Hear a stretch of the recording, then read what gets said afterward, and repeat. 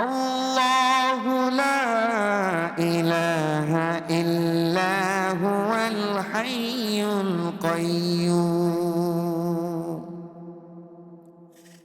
আল্লাহ রাব্বুল আলামিন পবিত্র কোরআনের ভিতরে উল্লেখ করেছেন, মহান আল্লাহ রাব্বুল আলামিন আয়াতুল কুরসির ভিতরে সুন্দরভাবে আল্লাহ তার নিজের পরিচয়, নিজের গুণ সিফাতগুলো তুলে ধরেছেন। আল্লাহ রাব্বুল আলামিন বলেন, যদি আল্লাহ হতে হয়, যদি খোদা হতে হয়, রব হতে হয়, কতগুলো গুণ আছে, সিফাত আছে, কোয়ালিটি আছে। ওই কোয়ালিটিগুলো, গুণগুলো যার ভিতরে থাকবে, যার মধ্যে থাকবে, সেই আল্লাহ হতে পারবে। যার ভিতরে ওই গুণগুলো থাকবে না, সে কোনোদিন আল্লাহ হতে পারবে না। ঠিক কিনা বলেন?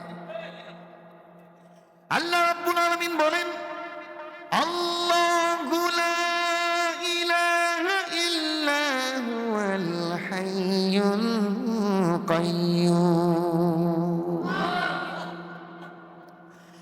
আল্লাহ ছাড়া কোনো ইলাহ নাই, আল্লাহ ছাড়া কোনো মাবুদ নাই, আল্লাহ ছাড়া কোনো ইবাদতের উপযুক্ত কেউ নাই, আল্লাহ ছাড়া কোনো খালিক নাই, আল্লাহ ছাড়া কোনো মালিক নাই। এরপরে বলেন আল হাইয়ুল কাইয়্যুম। আল্লাহ রাব্বুল আলামিন বলেন, আল্লাহ হতে গেলে প্রথম নাম্বার গুণ, প্রথম নাম্বার কোয়ালিটি হলো, প্রথম নাম্বার সিফাত হলো, আল্লাহ হতে গেলে চিরঞ্জীব হতে হবে।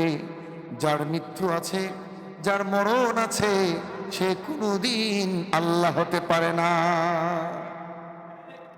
আল্লাহ রাব্বুল আলামিন বলেন, তোমরা যারা দুনিয়ার জমিনে মূর্তির পূজা করো, পাথরের পূজা করো, তোমরা যারা মাটি দিয়ে বানিয়ে মূর্তির পূজা করো, তোমরা যারা পাথর দিয়ে বানিয়ে মূর্তির পূজা করো, তোমরা যারা কাঠ দিয়ে তৈরি করে কাঠের মূর্তির পূজা করো, মনে রাখো ওইগুলোর একটাও প্রাণ নাই, সবগুলো মৃত। ঠিক কিনা? আল্লাহ রাব্বুল আলামিন কোরআনের মধ্যে বলেন, আমওয়াতুন গায়রু আহিয়া ওয়া মা ইয়াশউরুনা আইয়ানা ইউবাসুন। আল্লাহ রাব্বুল আলামিন বলেন, তোমরা যারা দেখো এই মূর্তিগুলো, সবগুলো মৃত, একটাও জীবন নাই, একটার ভিতরেও প্রাণ নাই, কেউ তোমাদের কোনোদিন উপকার করতে পারবে না। ও দুনিয়ার মানুষ, তোমরা যারা সূর্যের পূজা করো, তোমরা যারা চন্দ্রের পূজা করো, তোমরা যারা তারকারাজির পূজা করো, তোমরা যারা প্রাণীর গরুর পূজা করো, তোমরা যারা আগুনের পূজা করো, তোমরা যারা ৩৩ কোটির দেবতার পূজা করো, তোমরা জেনে রাখো সবগুলো মরণশীল। এই পৃথিবীতে যত প্রাণী আছে, সবাই এই পৃথিবী থেকে বিদায় হতে হবে। আমার আল্লাহ রাব্বুল আলামিন পবিত্র কোরআনের মধ্যে বলেন, কুল্লু নাফসিন যায়িকাতুল মাউত। যত প্রাণী আছে, সকল প্রাণী মৃত্যুর স্বাদ গ্রহণ করতে হবে। এই পৃথিবীতে কেউ বেঁচে থাকবে না, সবাই মরণশীল। আল্লাহ রাব্বুল আলামিন বলেন, দুনিয়ার মানুষেরা রে, এই পৃথিবীতে সব কিছুর ধ্বংস আছে, একমাত্র আমি আল্লাহর ধ্বংস নাই। আল্লাহ রাব্বুল আলামিন কোরআনের মধ্যে বলেন, কুল্লু মান আলাইহা ফানু ওয়া ইয়াবকা ওয়াজহু রাব্বিকা যুল জালালি ওয়াল ইকরাম। আল্লাহ রাব্বুল আলামিন বলেন, এই পৃথিবী, আসমান, জমিন, পাহাড়, পর্বত, চন্দ্র, সূর্য, গ্রহ, নক্ষত্র, সব কিছুর মরণ আছে এই পৃথিবীতে, সব কিছুর ধ্বংস আছে। একমাত্র আমি আল্লাহ ছাড়া, একমাত্র সম্মানের অধিকারী মহান আল্লাহ ছাড়া সব কিছু ধ্বংস হয়ে যাবে। আমার আল্লাহ শুধু এই পৃথিবীর জমিনে বেঁচে থাকবে। আল্লাহ রাব্বুল আলামিন কাল কিয়ামতের কঠিন ময়দানে দুনিয়া যখন ধ্বংস হয়ে তছনছ হয়ে যাবে, আল্লাহ রাব্বুল আলামিন আজরাইলকে ডেকে বলবেন, ও মালাকুল মউত আজরাইল, আর কি দুনিয়ার জমিনে কেউ কি বেঁচে আছে? আল্লাহ রাব্বুল আলামিনের কাছে তখন আজরাইল ডেকে বলবে, ওগো আল্লাহ, পৃথিবীর মানব এবং দানব সব শেষ হয়ে গিয়েছে, আসমান জমিনের সমস্ত প্রাণী শেষ, সমস্ত ফেরেশতাদেরকেও আল্লাহ জান বের করে নিয়ে এসেছি, আর পৃথিবীর জমিনে কেউ বেঁচে নাই। আল্লাহ রাব্বুল আলামিন বলবেন, তাহলে আর কে কে আছে? আর মাত্র 4 জন ফেরেশতা আমরা বাকি আছি। একজন হলো জিবরাইল, আরেকজন হলো মিকাইল, আরেকজন হলো ইসরাফিল, আর আমি আজরাইল দুনিয়া এখন পর্যন্ত বেঁচে আছি। আল্লাহ রাব্বুল আলামিন বলবেন, যাও যাও জিবরাইলের রূহ বের করে নিয়ে আসো। এবার আজরাইল জিবরাইলের রূহ বের করে নিয়ে আসবে। জিবরাইলের রূহ বের করে নিয়ে আসার পর আল্লাহ বলবেন, যাও মিকাইলের নিয়ে আসো, এরপর ইসরাফিলের নিয়ে আসো। এরপর আমার আল্লাহ ডেকে বলবেন, ও আজরাইল, আর কে কেউ বেঁচে আছে? আবার আজরাইল ডেকে বলবেন, ওগো আল্লাহ, আর কেউ বেঁচে না, একমাত্র আমি আজরাইল আছি আর আপনি আছেন।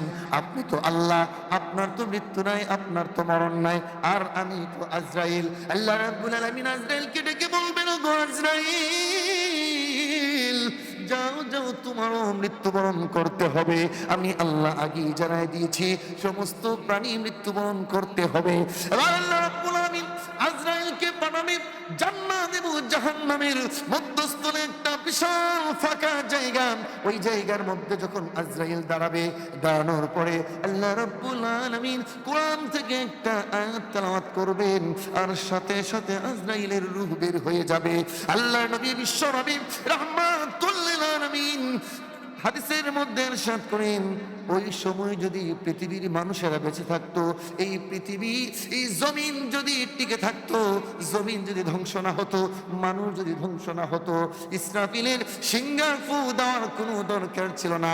মালাকুল মউত আজরাইল তার রূহ বের করার সময় এমন একটা বিকট শব্দ বের করবে, ওই আওয়াজটা যদি পৃথিবীর কোনো মানুষের কানে পৌঁছাইতো, পৃথিবীর মানুষের জন্য আর সিংহে ফু দেওয়ার দরকার ছিল না, এমনিতেই পৃথিবীর মানুষের কলিজা ফেটে ধ্বংস হয়ে যাইতো। আল্লাহ রাব্বুল আলামিন বলেন, ও দুনিয়ার মানুষ, এই পৃথিবীতে সবাই মরণশীল, সব কিছুর ধ্বংস আছে, কিন্তু একমাত্র আমি আল্লাহর ধ্বংস নাই। আমি আল্লাহ মরব না, বাকি তোমরা সবাই মরে যাবে। সুতরাং যে মরে যায় সে কোনোদিন আল্লাহ হতে পারে না। এই জন্য আল্লাহ রাব্বুল আলামিন বলেন, আল্লাহু লা ইলাহা ইল্লা হুয়াল হাইয়ুল কাইয়্যুম। আল্লাহ রাব্বুল আলামিন বলেন, আল্লাহ ছাড়া আর কোনো ইলাহ নাই।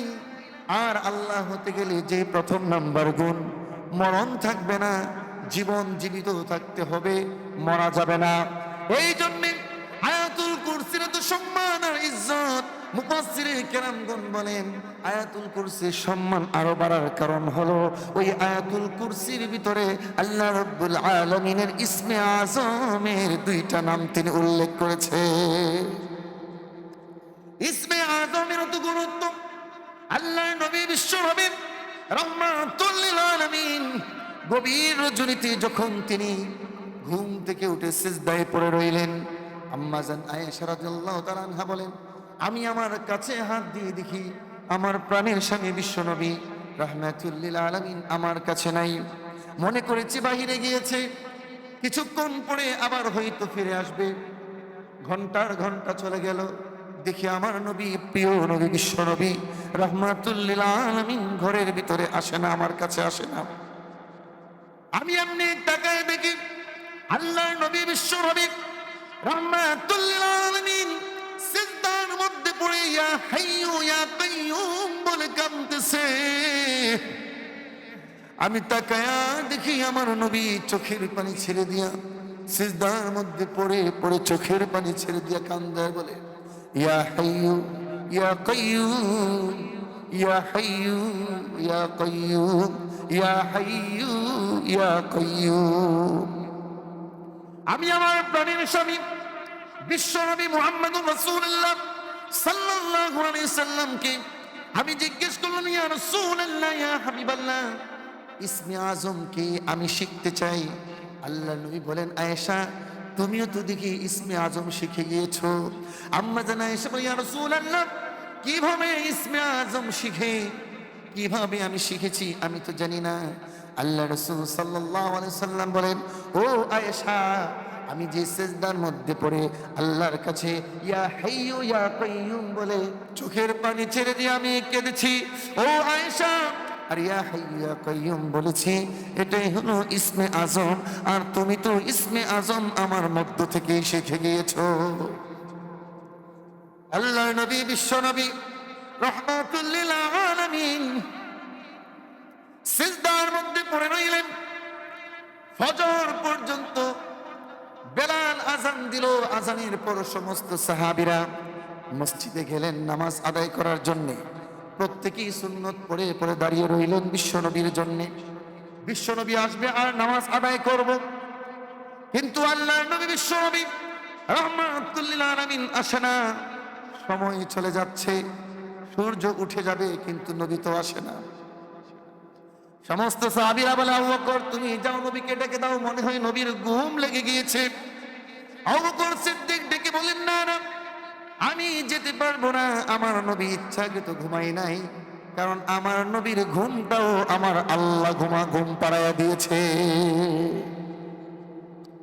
আমার নবী ইচ্ছাকৃত ঘুমাই নাই, আমার নবী প্রাণের নবী বিশ্ব নবী রাহমাতুল লিল আলামিন তিনি নিজের ইচ্ছায় ঘুমায় নাই, আমার আল্লাহ ঘুম পাড়াইছে, তাই ডাক দেওয়া যাবে না।